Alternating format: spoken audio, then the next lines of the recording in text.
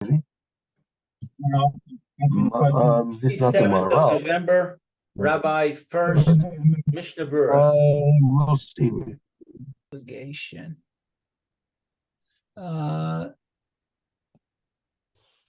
Should we do the Haggah too? Yes, please. Okay, so the Haggah says, "Vafilu lekacha kach daluk v'nicha lemata meyasrim yatsa." Okay, so if you took it and placed it below 20, the mata miyasrim below 20, I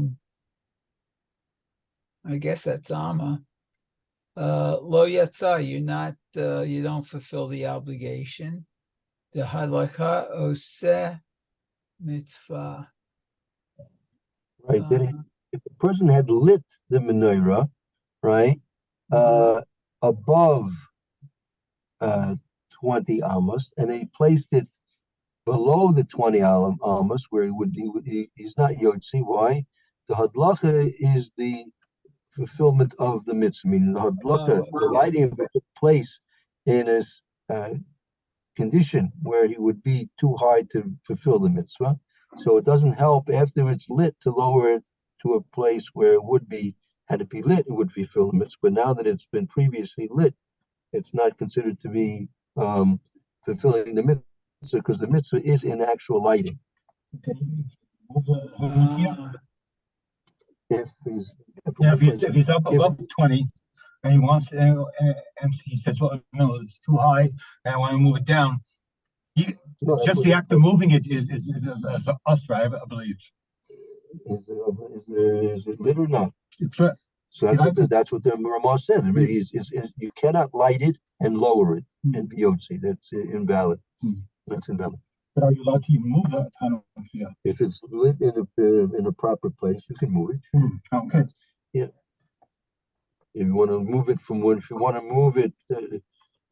one valid place to another valid place, that would be appropriate. You could do that if necessary. Not on Shabbos, though. Not on Shabbos. Yeah. Okay, let's see the Mishna Berura in Sivkat and Chav Vav. So it should be lit. Lamala megimel tvach. Let's see. Kaf Zion. Kaf Vav. Okay, Lamala mishlosha tfachim. Dechol lemata mishlosha keilu hiniach bekarka ve'eni kar sheba habayit hinicho sham umikom makom b'diavad yatsa. What's So here in this case, that the case was that you're needing to light it above Gimel Tvachim. That why? Because anything that's less than Gimel Tvachim, it's as if it's lying on the ground. That's a din of Lamed, meaning anything within 3 Tvachim of the ground is considered to be part of the ground. Vei Nicker, not only that number, and the second point is a Nicker. Shabalabayis a Nichusham. It's not going to be apparent, recognizable that the householder had placed it there as part of his fulfillment of the mitzvah of Hanakas Ner Hanukkah. But the chiddush is that nevertheless, even if he did light it less than 12 tvachim and he left it there less than 12 tvachim, then it would be yotzi b'di evet. Yes.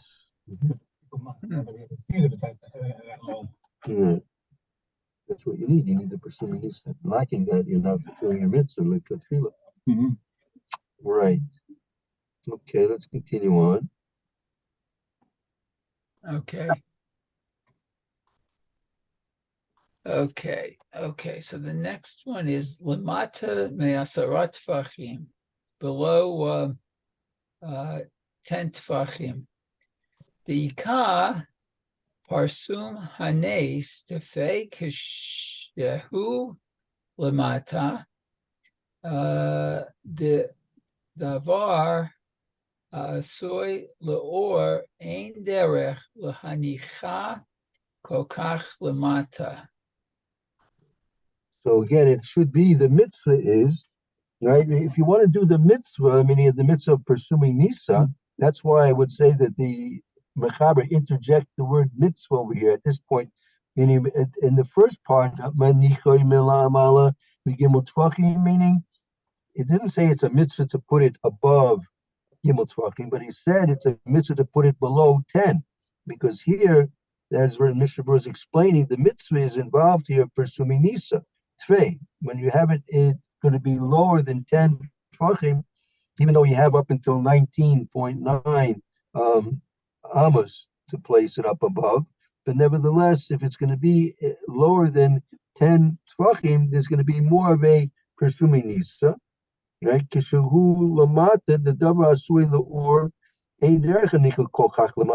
you're going to put something for illumination, right? You don't usually put something there for illumination so low. 10 tvachim is only about the level of a tabletop. Your standard table is about 10 tvachim. So if you want something to shed light, you don't put a lamp that low in order to shed light, because you're only shedding light on the lower part of the area, right? So if you want something to shed light, you put it above and higher than that. So here we're putting the menorah and lighting the menorah in a situation where it's very low. So that's going to make it nicker tvei. It's going to be more pursuing Nisa. It's going to be more publication of the miracles that Hashem did for us at Hanukkah. When you're going to light it lower, because people realize it's being done not for illumination, it's being done for the sake of the mitzvah. Oh, okay.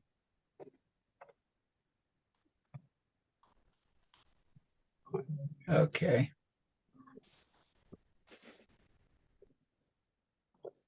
Okay, but Ayin Bilia Rabba Shekatav Decha De'em Haolam Nizharim Bazeh Mishum De Somchin Al HaMordechai Shekatuv De'akshav Shehur Galu Lahaniach Bifnim Ein Kepeda Bazeh.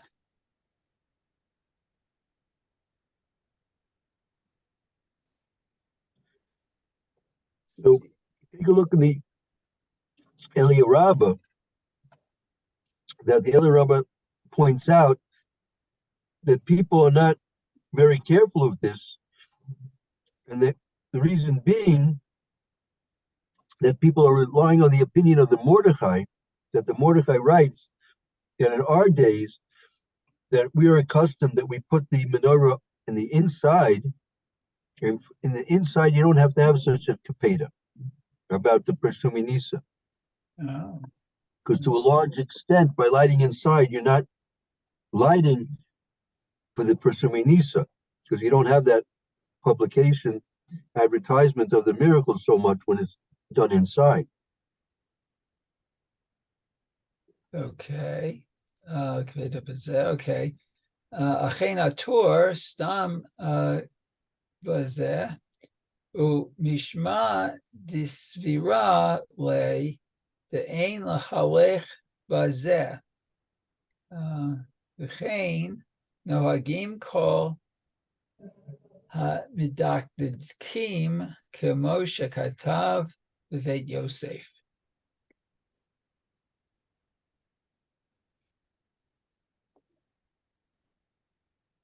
So since the Torah didn't make any distinctions between whether we're lighting on the inside or the outside, and he said, nevertheless, it should be a mitzvah to light it lower than 10. For this, you see the Mr. Brewer's understanding that it doesn't matter if you're lighting on the outside or the inside, it should still be lower than 10 for the mitzvah. And therefore, medaktikim, those people who are careful, scrupulous in fulfilling their mitzvahs, do as it's written in the Beis Yosef, meaning the Mechaber, meaning the menorah should be placed, if you want to be medactic in the mitzvah, should be placed lower than 10 tefachim, which is basically, as I said, lower than a table's height. Okay. So that's apparently, even if you're lighting on the inside, right? Right. Now, if a person's going to be lighting on a table, so there's a whole question. Where is this 10 tefachim? Pashtish, simple in its simplicity, it's where the actual nair is, where the actual flame is, right? So it could be that you have a menorah. The menorah might be 2 feet high if you have a real big menorah, right? You see in the Beit Knesset, if you notice when you're davening during Hanukkah, pay attention and you look where they're lighting in the Beit Knesset where you daven. In general, they're probably going to have it on the wall. It's going to be on a table. It's not going to be lower than 10 tefachim. So again, that all depends on how you're understanding the Mishna Berura. So again, either way, you'll be Yotzi. It's just the question. If a person is going to be lighting outside, so then it should really be within and lower than 10 for the sake of the mitzvah. Inside, if it's not convenient, you're lighting on a windowsill, you're lighting on a tabletop, so it's not going to be so convenient that it's going to be within the 10 tefachim. Okay, let's continue on. I mean, sometimes in a shul, I know like our shul doesn't even have windows, or it did until it's going to be rebuilt. But they would still light the menorah inside the shul, I guess, for the congregants to see it. Yeah, exactly. Yeah. There's no for a shul. There's no need, as I understand, there's no need for a shul to light by the window. In shul, it's exclusively, like you said, it's exclusive for the people who are davening in the shul. There's no need. I mean, it could be if you can do both. I don't see why it should hurt. But there's no need, because the presuming need that's taking place in shul is exclusively for those people who are in the shul. As I said, if you can do both, I don't see why there shouldn't be any problem in doing it. Right. But we'll see. There's going to be a specific place. The Mishna Berura goes into details because you want to try and approximate the location of the menorah in the shul as it was approximated in the same coordinates as the positioning and location it was in the Beis Hamikdash. So there are specific places where you should try and locate the menorah in the shul. We'll get to that halacha. Okay, great. Okay, let's see. V'im dar ba'aliyah menicha b'chalon shehu litzad reshut harabim afilu im chalon gavoha yoter me'asarat tefachim b'karka'it aliyah. I was going to ask you that, but okay, it explains it. Right. So if a person's going to live in an upper level, which this covers a lot of us who live in apartment buildings, right? Or even sometimes you could in a brownstone, you live in a 2 or 3 family structure, and very common in America. You might live on a top floor of a brownstone or something like that, and so it's going to be above the window where you're going to light is going to be above 20 tefachim. But even 20 amas it could be. No, excuse me, even 20, more than 20 days. You don't have to worry about that.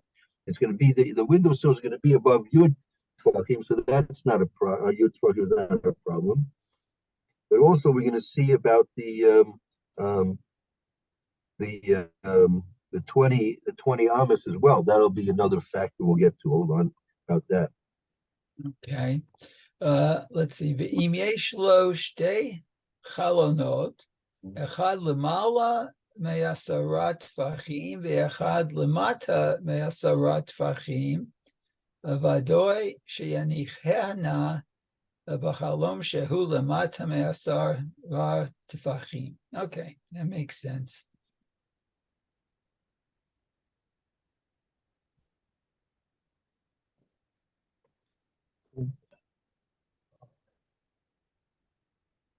Making a presumption that both windows, that can be seen outside too by people. Yeah, that's right. Well, again, the general rule is you always want to look for the location where it's going to be the highest persuminisa, the most exposure for the menorah to be seen by the most people. Okay, very good. Let's see. Uvenerot Veda Knesset. Oh, here it is. Uvenerot Veda Knesset Aminhag Shemenorah B'Makom Gavoha. It doesn't say about windows. Okay. Yeah, not talking about windows. Just that it should be higher. Right. Again, so I guess everyone can see it. Okay, so let's see. Kaf Het is Lamala Me'asrim Ama, higher than 20 Amot. Delo Shalta Be Eina, the Ein Nafkamina Bein Im Madlik Mibachut Uvein Im Madlik Bebayit. Okay, I think you mentioned that already. So, yeah, right. So the Mr. Brewer here is telling you why it's invalid, just by as well with the sukkah, why it's invalid if it's going to be the menorah lit above 20 amas, because the eye doesn't focus on things which are higher than 20 amas. Especially Bismanehem, the time of Chazal in earlier times, they didn't have large and tall buildings like we do. Everything was very, most you'd have is maybe a two. I would even doubt if there was such a thing as a 3-story building, right? So their eyes were not accustomed at all to look at high structures. Even our situation where we do have a lot of high buildings and structures, we're surrounded by high things all over the place. Nevertheless, in general, people's eyes are usually focused more or less straight ahead, and their peripheral vision is focused to the sides, in keeping with the vision that they have. Usually, they have to lift up their heads and look intently at something to focus on something which is going to be higher than the Chaf Amas. So therefore, he's going to be lighting in such an area. The eye won't be interested in seeing such a thing, and he won't be fulfilling his mitzvah persuminisa. So therefore, he must be lower than Chaf Amas.